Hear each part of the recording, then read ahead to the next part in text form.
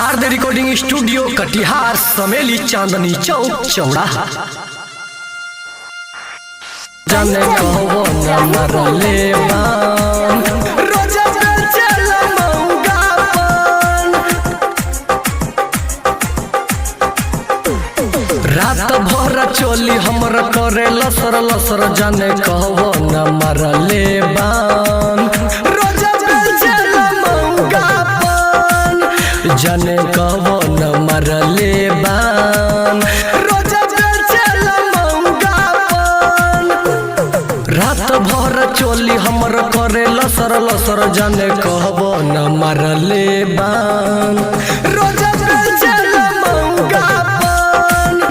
जाने कहबो न मरले बान रोजा बेचल मौगा पान।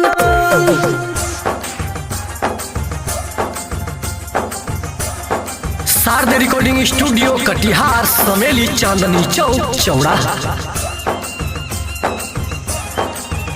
जाने कहबो न मरले बान रोजा बेचल मौगा पान। दहिया पे लोहिया चलाई के मारे छो वॉल्यूम बढ़ाई के। ठंडी में किल्ली लगाई के उठे छो मर्द के किली।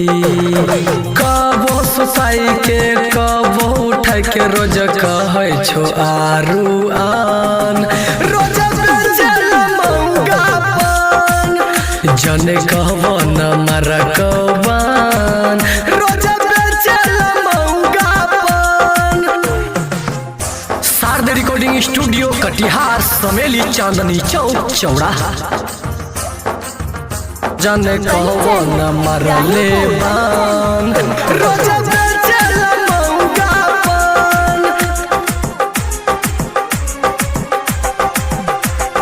राजेश यादव कहो विजय बिहारी सहो। चौदर में गदर मचाई के कैसे के सही नीरज सैया।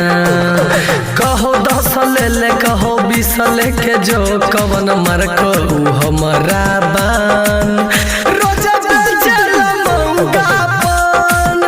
जन कहबो न मर कौबान रोजा बेचल मौगा पान।